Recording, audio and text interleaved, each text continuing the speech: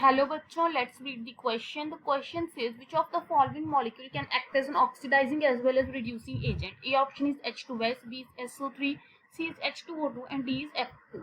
So हमसे पूछा गया है इसमें से कौन सा मॉलिक्यूल है जो ऑक्सीडाइजिंग और रिड्यूसिंग दोनों एजेंट्स की तरह हमारे पास काम कर सकता है. तो सबसे पहले यहाँ पे जो हमें की कंसेप्ट रिक्वायर्ड है that is oxidising and reducing agents.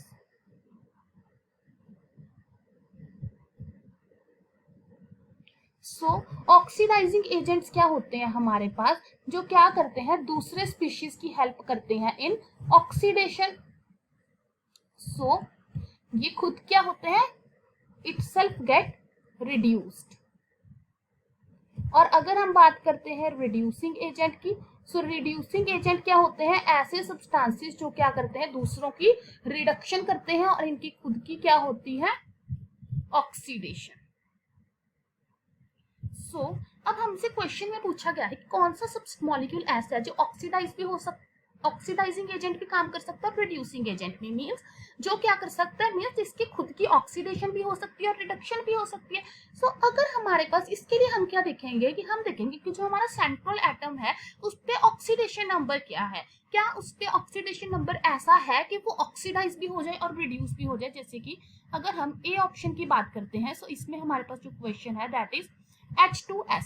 So H2S में अगर हम सल्फर पे जो ऑक्सीडेशन नंबर देखें, सो हमारे पास जो जनरल ऑक्सीडेशन नंबर होते हैं सल्फर की दैट इज -2, 0, +2, +4 एंड +6. और यहाँ पे हमारे पास सल्फर पे कितना ऑक्सीडेशन नंबर है -2. इट मीन्स हमारे पास जो सल्फर है उसका ऑक्सीडेशन स्टेट जो है वो -2 से 0 में कन्वर्ट हो सकता है, +2, +4, +6. और हर केस में क्या हो रही है, इसकी ऑक्सीडेशन ही तो हो रही है, चाहे यहाँ से यहाँ जाए चाहे यहाँ से यहाँ जाए, कहीं भी जाए इसकी ऑक्सीडेशन हो रही है. तो अगर इसकी ऑक्सीडेशन हो रही है तो ये कैसे एक्ट करेगा, एज अ रिड्यूसिंग एजेंट.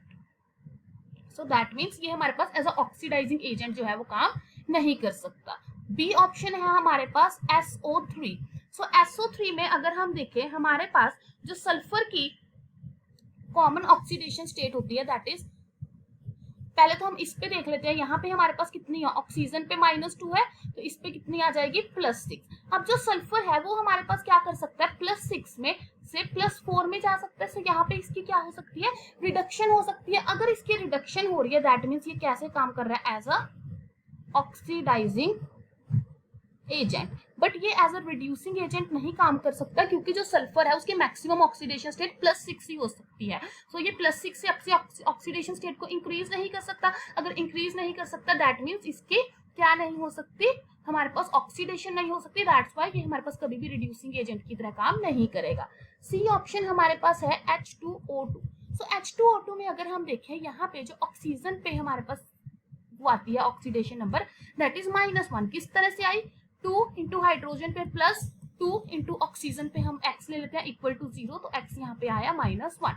और अगर हम वैसे बात करते हैं ऑक्सीजन की जो जनरल हमारे पास होती है ऑक्सीडेशन स्टेट्स दैट इज -2, -1, +1 और 0. इट मीन्स हमारे पास यहाँ पे जो ऑक्सीजन की -1 ऑक्सीडेशन स्टेट है ये हमारे पास 0 में जाके ऑक्सीडेशन भी कर सकती है और -1 से ये -2 में कन्वर्ट होकर रिडक्शन भी कर सकती है. दैट मीन्स कि हमारे पास जो H2O2 है can act as a reducing agent also, और ये हमारे पास एज अ ऑक्सीडाइजिंग एजेंट भी काम कर सकता है. सो इसका जो करेक्ट ऑप्शन आएगा that is option D, option C sorry H2O2. हम एक बार ला लेते हैं that is F2.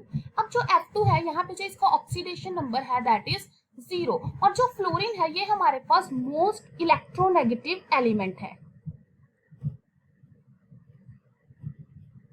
So most electronegative element होने की वजह से हमारे पास यहाँ पे क्या होता है कि जो ऑक्सीजन है ये F2 से 2F नेगेटिव में कन्वर्ट हो सकता है. दैट मीन्स इसकी ऑक्सीडेशन नंबर 0 से -1 हो गई. So can only act as a oxidising agent. So ये कभी भी एज अ रिड्यूसिंग एजेंट हमारे पास काम नहीं करेगा. सो कौन सी स्पीशीज है जो ऑक्सीडाइजिंग और रिड्यूसिंग दोनों की तरह एक्ट कर सकते हैं, दैट इज H2O2, क्योंकि उसमें जो ऑक्सीजन है वो -1 से +1 भी जा सकती है, 0 भी जा सकती है और -2 भी जा सकती है.